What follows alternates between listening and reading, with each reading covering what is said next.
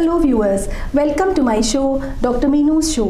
दोस्तों, इस प्लेटफॉर्म पर मैंने आपको बहुत सारे गेस्ट से मिलवाया। किसी ने हमें माइंड ट्रेनिंग की इम्पोर्टेंस बताई, किसी ने हमें एनएलपी ट्रेनिंग दी और किसी ने हमें डाइट के बारे में बताया, डाइट क्यों ज़रूरी है, न्यूट्रिशन का ध्यान हम अपनी बॉडी में कैसे रख सकते हैं। बहुत सारे एक्सपर्ट्स ने बहुत कुछ बताया। आज जिन गेस्ट्स को मैं लेकर आई हूँ वो डॉक्टर्स हैं और अपनी फील्ड के जादूगर हैं। एक है doctor Seema Jain. She is director Max hospital. She is a laparoscopic and robotic surgeon, infertility expert. Welcome to the show doctor Seema Jain. नमस्कार, थैंक यू। दूसरे गेस्ट है एक nephrologist. He is among the top 10 nephrologists of India. Welcome to the show doctor Ramesh Jain. जी नमस्कार। सीमा जी, मैं आपसे शुरू करना चाहूँगी जी। सबसे पहले तो एक लैप्रोस्कोपी, रोबोटिक सर्जरी, आप इसके बारे में थोड़ा सा मेरे व्यूअर्स को बताइए, ये इनमें क्या डिफरेंस होता है, व्हाट इज़ इट अबाउट। जी, सबसे पहले मैं ये बताना चाहूँगी कि इन सर्जरीज़ की ज़रूरत कब पड़ती है हमें, ठीक है जी। तो कुछ एक ऐसी डिजीज़ेज़ होती हैं फीमेल्स में जब हमें इन सब सर्जरीज़ की ज़रूरत पड़ जाती है। जैसे अगर किसी को बहुत ज़्यादा हैवी पीरियड्स आते हैं, वो हो सकता है कि इसको हम DUB डिजीज़ को कहते हैं, जिसमें कि हार्मोनल इम्बैलेंसेस होते हैं, उसकी वजह से पीरियड्स बहुत हैवी आते हैं। या अगर किसी को फाइब्रॉइड्स हैं, या कईयों में होता है कि प्रोलैप्स हो जाता है, यूट्रस अपनी जगह से सरक के बाहर आ जाता है, या फिर अगर एंडोमेट्रियोसिस है, ओवरी में बहुत बड़े बड़े सिस्ट हैं, तो ये सारी वो कंडीशंस होती हैं जिसमें कि हमें सर्जरी की ज़रूरत पड़ती है।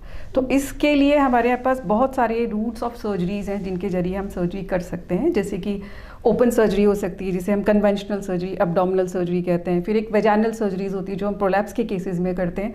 और जो एडवांस सर्जरीज हमारी अब इस फील्ड में है वो लैप्रोस्कोपिक, एंड जो सबसे अभी जो मोस्ट एडवांस सर्जरी है वो रोबोटिक सर्जरी है। मैम, सर्जरी का नाम सुनते ही ना एक बार ही तो बंदा डर जाता है, सोचता है कि सेकंड ओपिनियन ले ले या किसी तरीके से सर्जरी रुक जाए।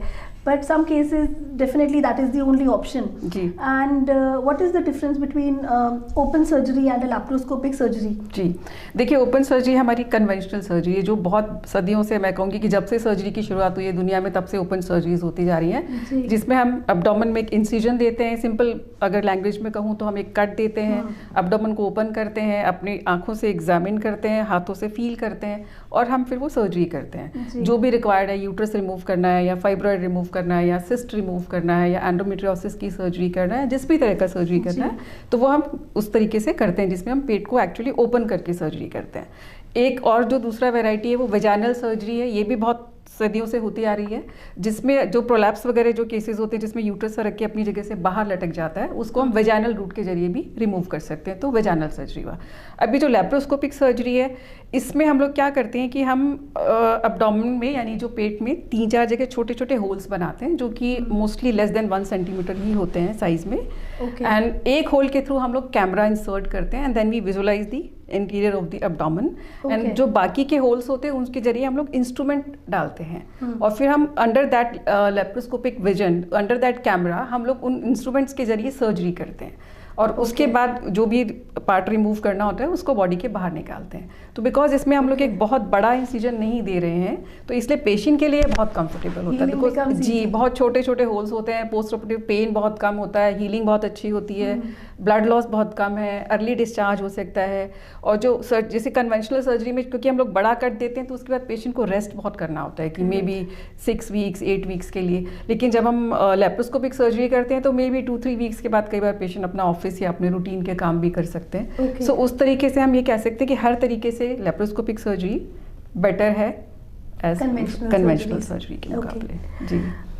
डॉक्टर रमेश जैन, एक बहुत सबसे बड़ा इम्पोर्टेंट क्वेश्चन लोगों को समझ नहीं आता, when to go to a nephrologist and when to go to a urologist, और I think this is something everybody wants to know. Nephrology medical field है, मतलब जो दवाइयों से ठीक करता है किडनी की रोग को वो नेफ्रोलॉजिस्ट कहलाता है, और जो ऑपरेशन से ठीक करता है वो सर्जन या यूरोलॉजिस्ट कहलाता है। तो दोनों ही किसी भी फील्ड में, फॉर एग्जांपल अगर ब्रेन में न्यूरोलॉजिस्ट जो दवाइयों से ठीक करता है और न्यूरोसर्जन जो सर्जरी से ठीक करता है, तो सेम वे जो किडनीज और प्रोस्टेट की बीमारियां हैं जो मेडिसिन से ठीक करता है वो नेफ्रोलॉजिस्ट कहलाता है, और जिसको सर्जरी की ज़रूरत होती है वो यूरोलॉजिस्ट के पास जाता है। ठीक है, तो जहाँ सर्जरी की रिक्वायरमेंट है यूरोलॉजिस्ट, अदरवाइज नेफ्रोलॉजिस्ट। तो एक तो ये चीज़ है। और अब नेफ्रोलॉजिस्ट के पास किन किन कंडीशंस में मरीज को लगता है कि या किसी व्यक्ति को ये लगता है कि भी मेरे को दिखाना चाहिए? जी बिल्कुल, क्योंकि अक्सर हमें जैसे ही कुछ भी यूरिन इन्फेक्शन हुआ, छोटा सा कुछ भी प्रॉब्लम हुआ, we rush to a urologist. जी जी। तो actually we should go to a nephrologist. अच्छा।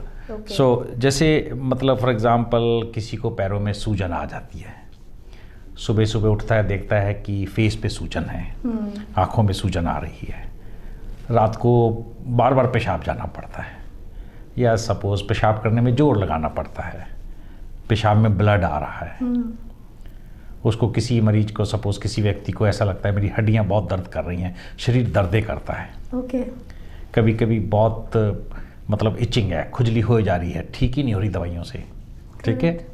कभी कभी किसी को जैसे कमजोरी बहुत ज़्यादा है ना, और खून की सब देख रहे हैं, कह रहे हैं यार तेरे तो बहुत पीला पड़ गया है, खून की कमी है तेरे में, और वो नॉर्मल डॉक्टर से दवाई लेने के बाद भी ठीक नहीं हो रही है, ठीक है।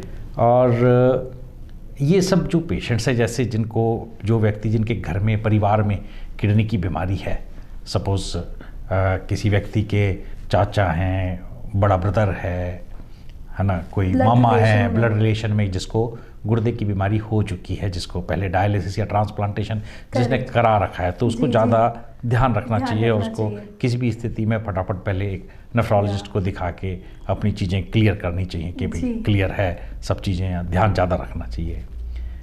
हमारे देश में सबसे ज़्यादा मरीज जो है, जो किडनी को जिनको व्यक्ति जो है जिनको किडनी, उनमें शुगर सबसे बड़ी बीमारी है जी। करीब शुगर के 20% से 30% मरीजों को किडनी की बीमारी हो जाती है जी। और India is already declared as a capital of diabetes, capital of diabetes. उसके बाद पथरी की शिकायत एक बहुत कॉमन है हिंदुस्तान में जी। तो जिनको गुर्दे की पथरी है, एक पित्त की थैली की पथरी होती है, एक किडनी की या गुर्दे की पथरी होती है। तो किडनी के स्टोन जो जिनमें पेशाब से पथरी निकलती है, जिनको पेशाब में जलन करती है, पेशाब में खून आता है, तो वो किडनी का स्टोन कहलाता है जी। और इनका दोनों पासुओं में दर्द होता है, तो वो किडनी स्टोन की वजह से होता है। तो जिनको किडनी के स्टोन्स हैं, बार बार पैसे पहले निकले हुए हैं, उनको विशेष ध्यान रखना चाहिए जी जी। तो ये सारे जो लक्षण हैं, और जैसे ब्लड प्रेशर है, जवान बच्चा है उसको ब्लड प्रेशर है, अपन कहते हैं इसको तो गुस्सा बहुत आता है, आजकल तो बहुत हाँ कहते हैं भाई तो गुस्सा बहुत आता है इसलिए बीपी बढ़ा हुआ है। गुस्से से बीपी नहीं बढ़ता, बीपी बीमारी से बढ़ता है जी। हाँ, किसी का स्वभाव गर्म है तो अपन मान लेते हैं भाई इसका स्वभाव की वजह से बीपी बढ़ रहा है, ऐसा नहीं है कि भाई टेंशन ज़्यादा करता है ना, कि भाई इस वजह से बीपी बढ़ रहा है, नहीं, बीपी का बढ़ना बीमारी है। अगर किसी का बीपी बढ़ा हो, यंग एज में बढ़ा हो, तो काफ़ी चांसेस ये हैं कि उसको किडनी की बीमारी ही निकलेगी। तो जिसको भी जो यंग बंदा हो और ब्लड प्रेशर हो, तो उसको किडनी के डॉक्टर से, नेफ्रोलॉजिस्ट से सलाह जरूर लेनी चाहिए। तो ये कुल मिला के कुछ मोटे मोटे सिम्टम्स हैं जो आप लोग कई अगर देखते हैं अपने साथ या अपने परिवारजनों के साथ या किसी लव्ड वन के साथ, तो इमीडिएटली आप उसमें नेफ्रोलॉजिस्ट की राय जरूर लें जी। बहुत इन्फॉर्मेटिव था ये डॉक्टर रमेश। डॉक्टर सीमा जैन, आपने बताया आप रोबोटिक सर्जरी भी करती हैं and like you are an expert in that. The word itself is like कि रोबोटिक सर्जरी करने वाला है, तो is it successful? I mean थोड़ा सा इसके बारे में बताएं। जी, अभी सबसे पहले आपने ये कहा कि रोबोट सर्जरी करने वाला है ना, तो सबसे पहले तो मैं इस मिथ के बारे में बात करना चाहूँगी, क्योंकि ज़्यादातर लोगों को ऐसा लगता है कि रोबोटिक सर्जरी मतलब सर्जरी तो रोबोट कर रहा है, पर जबकि ऐसा है नहीं, क्योंकि सर्जरी तो सर्जन ही कर रहा है, सिर्फ इसका एक सेटअप डिफरेंट होता है, बिकॉज इसमें एक कंसोल होता है और वो कंसोल जो है वो रोबोट से कनेक्टेड होता है और रोबोट की आर्म्स होती हैं। जैसा मैंने बताया कि लैप्रोस्कोपी में जिस तरह से हम लोग 4-5 छोटे छोटे होल्स बनाते हैं, उसी तरह हम रोबोटिक सर्जरी में भी एब्डोमेन में सेम वैसे ही होल्स बनाते हैं। एक होल के थ्रू कैमरा जाता है और बाकी होल्स के थ्रू रोबोटिक इंस्ट्रूमेंट होते हैं जो कि रोबोट की आर्म से कनेक्टेड होते हैं।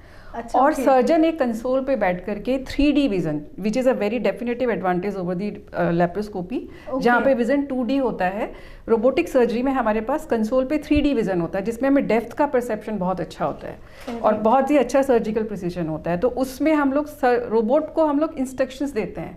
सो बेसिकली सर्जरी तो सर्जन ही कर रहा है, लेकिन वो रोबोट के पास ट्रांसमिट हो रही है and the robotic arms are doing that surgery. तो इसका एडवांटेज पेशेंट के लिए तो यही है कि बिकॉज हमारे पास 3D विजन है, तो हम लोग बहुत बेहतर तरीके से सर्जरी कर पा रहे हैं, प्रिसाइज सर्जरी कर पा रहे हैं। जो डिफिकल्ट सर्जरीज लेप्रोस्कोपी के जरिए हमें डिफिकल्टीज होती है वो रोबोटिक में हम बहुत ईजिली कर पा रहे हैं। तो उससे ब्लड लॉस भी कम होता है, सर्जिकल टाइम भी कम होता है, पेशेंट के लिए भी कॉम्प्लिकेशन रेट्स कम हो जाती हैं। सर्जन के लिए फ़ायदा ये है कि कई बार हम लॉन्ग सर्जरीज में हम 2-3 घंटे बड़ी ऑड सी पोजीशंस में दोनों हाथों से ऐसे इंस्ट्रूमेंट पकड़े हुए या उस तरीके से हम लोग अनकंफर्टेबल पोजीशन में भी सर्जरी कर रहे होते हैं। यहाँ पे हम लोग कंसोल पे बहुत कंफर्टेबल सिचुएशन में बैठ करके हम लोग पूरी सर्जरी को कर रहे होते हैं। So do robotic surgeries, I mean, are they also applicable for birth deliveries? नहीं, उसके लिए हेल्प नहीं कर सकते क्योंकि रोबोटिक सर्जरी में बेसिकली हम लोग स्मॉल इंसिजन के थ्रू सर्जरी कर रहे हैं और हम जो भी पार्ट निकाल रहे हैं हम उसको पीसेस में निकाल रहे हैं, ठीक है। लेकिन सिजेरियन में तो हमें एक बेबी निकालना है तो हमें बेबी के जितना बड़ा कट दे करके एब्डोमेन में तभी तो हम बेबी को डिलीवर करा पाएंगे। सो उन केसेस में रोबोटिक सर्जरी से कोई हेल्प नहीं मिलती रोबोट से। जी, ओके। मैम, आप मैक्स हॉस्पिटल में you are a director there जी, तो आपके वहाँ पे भी बहुत सारी रिस्पॉन्सिबिलिटीज़ होंगी अपार्ट फ्रॉम डायग्नोसिस, तो अपने रोल के बारे में मैम थोड़ा सा बताएं। जी, एक्चुअली ऐसा होता है अपार्ट फ्रॉम जो क्लिनिकल वर्क है हमारा कि रोज़ डेली बेसिस पे हम लोग ओपीडीज़ कर रहे हैं, ओटीज़ जो हमारे प्लान्ड होते हैं, इलेक्टिव सर्जरीज होती हैं या इमरजेंसी सर्जरीज भी होती हैं, ये सब तो हमारा रूटीन का क्लिनिकल वर्क है ही है। But as a director of my department I have to look after functioning of the whole department. जैसे हमारे डिपार्टमेंट में 3-4 यूनिट्स हैं तो उन सब का फंक्शनिंग प्रॉपर चल रहा है। उसके बाद जो हमारे यहाँ पे जो ऑन कॉल डॉक्टर्स होते हैं, जो फर्स्ट ऑन कॉल जो ऑन साइट डॉक्टर्स रहते हैं हमेशा, उन लोगों का क्या सिस्टम चल रहा है, उनका ड्यूटी रोस्टर कैसा चल रहा है, उनका शेड्यूल ठीक चल रहा है। Then we have DNB teaching also. हमारे यहाँ पे पोस्ट ग्रेजुएशन करने के लिए डॉक्टर्स भी आते हैं, गायनी में पोस्ट ग्रेजुएशन करने के लिए। तो उन लोगों का टीचिंग शेड्यूल, उनको रेगुलर टीचिंग कराना, उनको सर्जरी सिखाना, सो ये सारा भी साथ साथ चलता ही रहता है। एंड देन जो भी हमारे लेबर रूम या जो हमारा मेन एरिया है वहाँ की फंक्शनिंग प्रॉपर चल रही है कि नहीं, हमारा नर्सिंग स्टाफ कैसा काम कर रहा है, पेशेंट सेटिस्फाई होके जा रहे हैं कि नहीं। So we have to look after everything, every aspect of the department I have to look after. Big responsibility. जी जी, ओके। डॉक्टर रमेश जैन, आप भी किसी इंस्टीट्यूट से कनेक्टेड हैं? जी, एक तो हम एक stand alone haemodialysis centre 15 bedded चलाते हैं, वर्धमान डायलिसिस सेंटर के नाम से रोहिणी में। ओके। एंड साथ ही साथ मैं director kidney transplant and renal sciences के लिए Saroj hospital, Saroj super speciality hospital Rohini में है। इट्स अ 200 बेडेड हॉस्पिटल, तो वहाँ पे मैं एज ए डायरेक्टर वहाँ काम करता हूँ। वंडरफुल। हाँ, तो ये 2 जगह हम देखते हैं and we have everything right from, मतलब कंप्लीट ट्रीटमेंट सेटअप है हमारे पास। जी जी। तो चाहे वो छोटी से छोटी बीमारी हो, पेशाब की तकलीफ़ हो या किडनी ट्रांसप्लांट करना हो, हम सभी सुविधाएं एक ही छत के नीचे देते हैं और कभी भी किसी भी मरीज को एक कंप्लीट आंसर मिलता है और ट्रीटमेंट होता है हमारे पास। परफेक्ट। डॉक्टर जैन, आपने अभी अपने हॉस्पिटल की फैसिलिटीज़ के बारे में बताया, but there are people like me जो हॉस्पिटल के नाम से ही डरते हैं या वहाँ उस एनवायरनमेंट में जाना ही पसंद नहीं करते। एक फोबिया ही हो जाता है कि हॉस्पिटल में जा रहे हैं, so we have a big problem. तो supposing somebody comes to your clinic, तो वहाँ पर भी क्या ये सारी फैसिलिटीज़ अवेलेबल हैं? मैं बताता हूँ, आपने बात बिल्कुल 100% सही कही है। हॉस्पिटल की फॉर्मेलिटीज़ इतनी हैं, हाँ। जो बहुत पिक्चर वालों ने भी कहा भी जो फॉर्म भर दो, ये फॉर्म भर दो, पहले मरीज का ट्रीटमेंट बाद में चालू होगा। तो ये सारी चीज़ें, सब चीज़ें जब क्लिनिक का एनवायरनमेंट आता है तो ये बहुत पर्सनलाइज्ड केयर हो जाती है जी। 1-to-1 केयर है डॉक्टर की, सीधा डायरेक्ट पेशेंट से इंटरेक्शन है, कोई इंटरमीडिएरी नहीं है बीच में, ठीक है। और सबसे बड़ा एडवांटेज मैं उनको ये कहूँगा, पेपर फॉर्मेलिटीज़ बिल्कुल कम हैं, ठीक है। तो हमारे पास पेशेंट्स जो हैं वो सीधा आके सीधा ट्रीटमेंट रूम में आता है और सीधा ट्रीटमेंट पे ही हम सीधा एकदम से ट्रीटमेंट स्टार्ट करते हैं उनका, without delay, without any waiting. तो हमारा ये एक एडवांटेज है।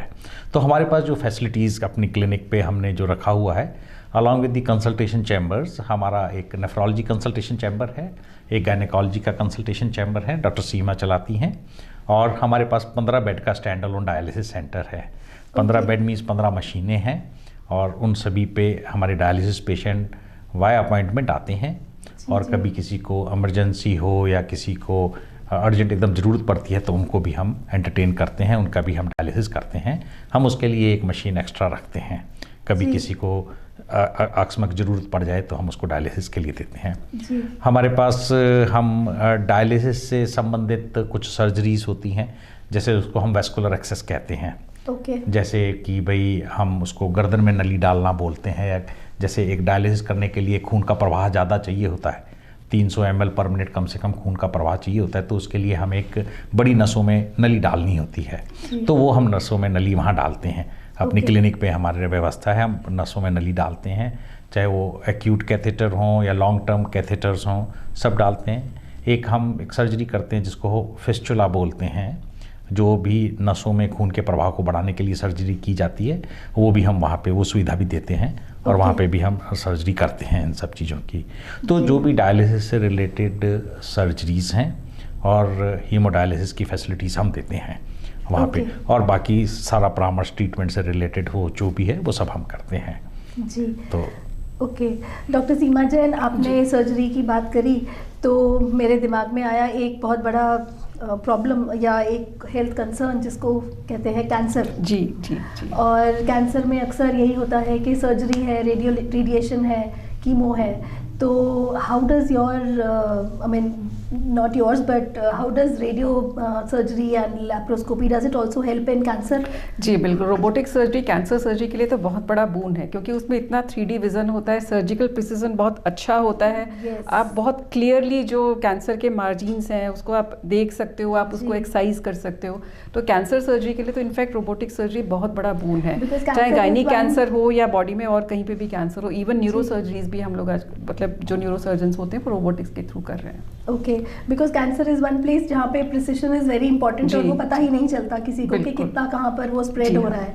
मैम, जहाँ कैंसर की आपने बात करी तो फीमेल्स में कैंसर वैसे भी ज़्यादा प्रिवेलेंट है, तो कौन कौन से कैंसर्स हैं और उनके बारे में थोड़ा सा मैं चाहूँगी आप बताइए। जी देखिए, फीमेल्स में 2 कैंसर सबसे ज़्यादा कॉमन है इंडिया में। ब्रेस्ट कैंसर, जो almost 25% of cases of cancer जो होते हैं ब्रेस्ट कैंसर होते हैं। उसके बाद नंबर आता है सर्वाइकल कैंसर, जो ऑलमोस्ट 22% कैंसर्स हैं, यानी सर्वाइकल कैंसर यानी बच्चेदानी के मुंह का कैंसर। और उसके बाद आता है बच्चेदानी का बॉडी का यानी यूट्रस का कैंसर और कोलोन का कैंसर। तो जो सर्वाइकल कैंसर है वो, जैसा मैंने आपको बताया कि ऑलमोस्ट 22% ऑफ द केसेस जो भी फीमेल्स में कैंसर होते हैं वो बिकॉज ऑफ सर्वाइकल कैंसर होते हैं। और सर्वाइकल कैंसर जो होता है वो एक तरह के वायरल इन्फेक्शन से होता है, जो कि सेक्सुअली ट्रांसमिट होता है। तो इसलिए अगर हम सर्वाइकल कैंसर से बचाव के लिए वैक्सीन अगर हम लगवा लें, बिकॉज क्योंकि ज़्यादातर कैंसर ऐसे होते हैं जिसमें हमें उसका रीज़न ही नहीं पता, तो बिकॉज हमें रीज़न नहीं पता तो हम उससे बचाव के लिए भी कोई डेफिनेटिव चीज़ नहीं कर सकते। But here we are lucky कि हमें सर्वाइकल कैंसर का रीज़न पता है कि ये एक वायरल इन्फेक्शन से होता है। तो अगर हम उस वायरल इन्फेक्शन के अगेंस्ट वैक्सीन्स लगवा लें तो हम अपने आप को उस कैंसर के होने से डेफिनेटली बचा सकते हैं। So this is a definite protection against cervical cancer. And इसके लिए जो वैक्सीन्स अवेलेबल हैं हमारे पास, वो हमारी रिकमेंडेशन ये होती है कि 11 ईयर्स की गर्ल्स, जो 11 साल की बच्चियां हैं, उनसे शुरू करके हम 42 ईयर्स तक की एज तक ये वैक्सीन दे सकते हैं। और 11 से 15 साल की एज के बीच में इसके 2 डोजेज होते हैं, जो कि 6 मंथ्स के इंटरवल पे दिए जाते हैं। एंड 15 ईयर्स की एज के बाद इसके 3 डोजेज होते हैं, जो वैसे ही 6 मंथ्स के दौरान ही वो 3 डोजेज दिए जाते हैं। Okay, this is something very informative. Yes, तो मैं सबसे यही सजेस्ट बताना चाहूँगी और सबसे यही रिक्वेस्ट करूँगी कि जिनके भी घर में बच्चियाँ हैं 11 साल से बड़ी हैं, वो सब उनको ले जा करके अपने गायनेकोलॉजिस्ट से मिलें और उनको वैक्सीन ज़रूर से ज़रूर लगवाएं। जी जी बिल्कुल। तो डॉक्टर रमेश जैन, आपने बताया आपकी क्लिनिक के बारे में, I was talking about the facilities and all. तो अक्सर देखा जाता है जब हमें किसी डॉक्टर से कंसल्टेशन लेना होता है तो the patient always prefers to go to the clinic, क्योंकि लगता है डॉक्टर सामने हमने बात करेगा, so it is a good 1-to-1। बट जैसे ही बात आती है किसी भी प्रोसीजर की, मान लीजिए डायलिसिस ही है, तो एक हमारे मन में मिथ होता है कि हम ना हॉस्पिटल में जाएंगे, वहाँ पे फैसिलिटीज़ भी बेटर होंगी और ज़्यादा लोग होंगे हमारे like to take care of अस।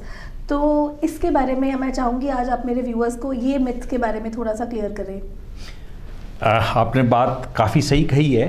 अगर procedure once in a while कभी कराना हो, या कभी आप ऐसी कंडीशन में फंस गए हो कि कभी एक प्रोसीजर कराना है, ऑपरेशन थिएटर की ज़रूरत है और 10 साल में 5 साल में कभी कराना हो तो ठीक है। लेकिन अगर आपको डायलिसिस रेगुलर कराना हो, हफ्ते में 2 बार, हफ्ते में 3 बार कराना हो, तब ये बात सही नहीं है।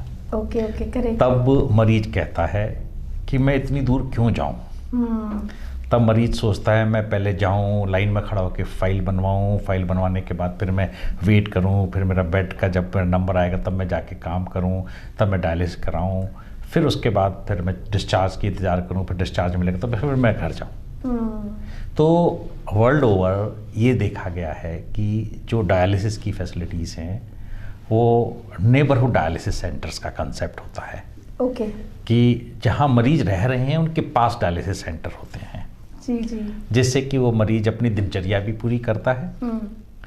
जैसे किसी को नौकरी पे जाना है, 11 बजे उसको ड्यूटी ज्वाइन करनी है, तो सुबह 7 से 11 डायलिसिस करा लेगा और 11 बजे अपना नौकरी पे चला जाएगा, अपना बिजनेस चला जाएगा, अपनी मार्केट में दुकान खोल लेगा।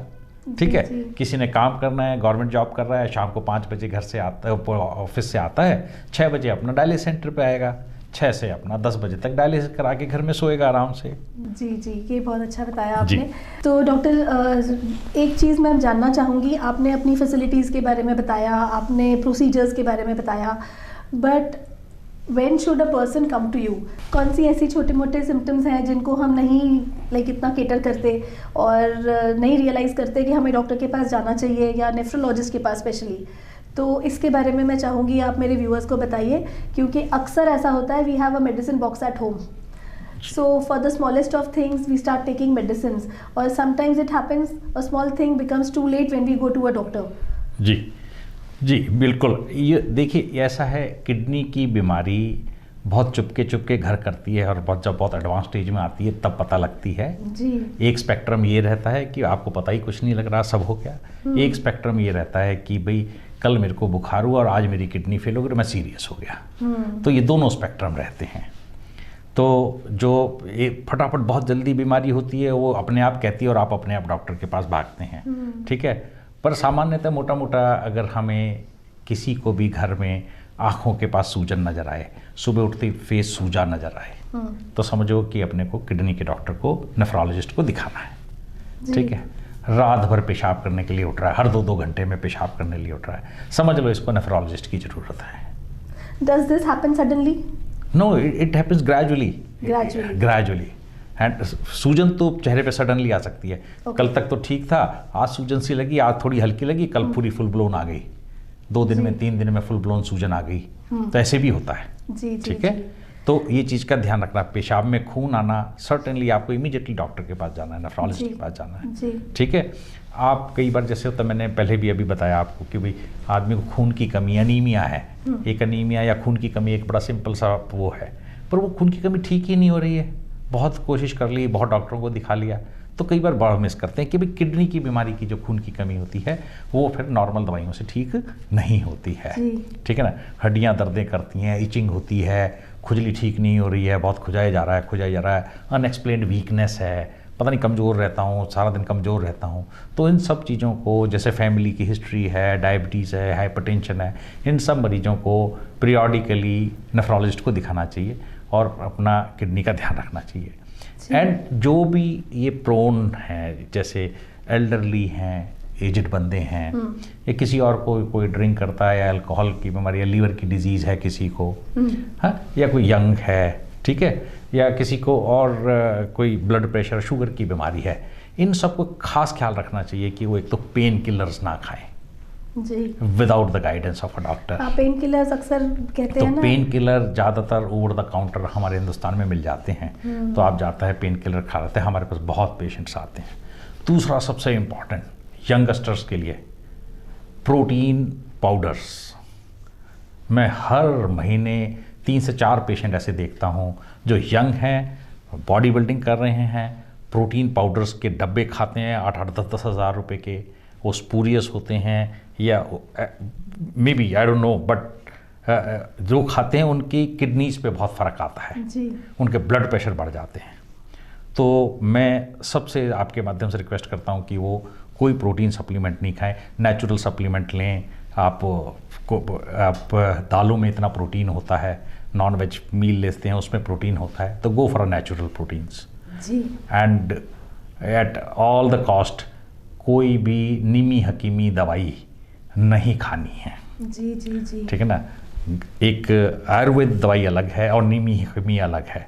आयुर्वेदाचार्य कोई बताते हैं तो उनकी कंसल्टेशन में ले सकते हैं। पर नीम या कमी किसी भी इससे जाके उठा के कोई भी जड़ी बूटी खा ली, कोई स्वर्ण भस्म खा ली या सिल्वर की भस्म खा ली या कभी कुछ खा ली, ये सब अवॉइड करने हैं। ये सब किडनी को बेइंतहा नुकसान पहुंचाते हैं और परमानेंट डैमेज तक भी कर देते हैं।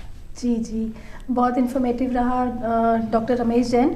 मैं अपने व्यूअर्स को कहना चाहूँगी कि डॉक्टर रमेश जैन के नंबर्स यहाँ स्क्रीन पर दिए जा रहे हैं, इनसे कंसल्ट कर सकते हैं। कुछ भी बात अगर आप करना चाहते हैं आप इनसे कंसल्ट कर सकते हैं।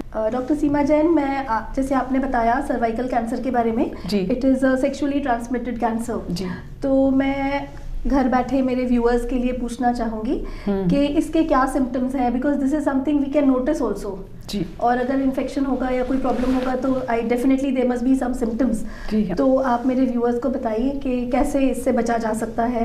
जी, जैसा कि मैंने बताया कि सर्वाइकल कैंसर जो है वो सर्विक्स का यानी कि यूट्रस के मुंह का कैंसर है। तो जब भी वहाँ पे ये इन्फेक्शन होता है, जो पैपिलोमा वायरस है, इसके इन्फेक्शन से कैंसर के डेवलप होने में करीब 10 साल लगते हैं। तो अगर उन 10 सालों में कोई भी बंदा ऑब्जर्वेंट है तो वो प्री कैंसर स्टेज में ही डॉक्टर के पास पहुंच सकता है। तो इसके जो सिम्टम्स होते हैं, जैसे जब कैंसर बनना शुरू होता है या वहाँ पे कोई घाव बनना शुरू होता है सर्विक्स के मुंह पे, तो वहाँ से इरेगुलर ब्लीडिंग शुरू होती है। तो सबसे कॉमन सिम्टम होती है पोस्ट कॉइटल ब्लीडिंग, यानी कि इंटरकोर्स के बाद ब्लीडिंग होना। दूसरा हो सकता है कि पीरियड्स के बीच बीच में ब्लीडिंग होना।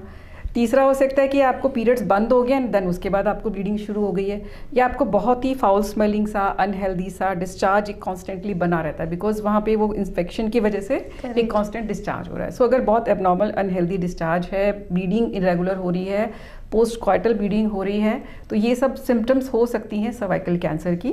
तो उस सिचुएशन में इमीडिएटली डॉक्टर से कॉन्टैक्ट करना चाहिए। तो ये तो बात रही सिम्टम्स के बारे में। दूसरा हो सकता है कि इससे बचाव के लिए हमें क्या क्या करना चाहिए। तो सबसे इंपॉर्टेंट चीज़ तो ये है कि क्योंकि ये वायरल इन्फेक्शन है, अगर हम वो इन्फेक्शन को होने ही ना दें, हम इन्फेक्शन के होने से पहले ही उससे बचाव के लिए वैक्सीन लगवा लें, तो हम लोग डेफिनेटली उस इन्फेक्शन को बचा पाएंगे। और अगर इन्फेक्शन नहीं होगा तो ऑटोमेटिकली कैंसर भी नहीं बनेगा। तो इसके लिए जो वैक्सीन्स होती हैं वो हम लोग 11 साल से एज से शुरू करते हैं और 42 की ईयर तक की एज तक हम लोग देते हैं। और इसमें 11 से 15 तक हम लोग 2 वैक्सीन्स का डोज होता है और उसके बाद 3 वैक्सीन्स का डोज होता है। जी, तो ये तो हुआ प्राइमरी प्रिवेंशन कि हम कैंसर होने ही ना दें। दूसरा होता है सेकेंडरी प्रिवेंशन कि अगर किसी वजह से आपको वो इन्फेक्शन हो भी गया तो हम एटलीस्ट उस कैंसर को, जैसा 10 साल का जो हमारे पास टाइम पीरियड है, हम उस टाइम पीरियड में ही कुछ इस तरह के टेस्ट करवा लें या स्क्रीनिंग करवा लें कि हमारे को वो कैंसर हो ही ना, तो या हम उसको पकड़ लें अर्ली स्टेज में। तो उसके लिए एक स्क्रीनिंग टेस्ट होता है जिसे हम लोग पैप स्मीयर टेस्ट कहते हैं।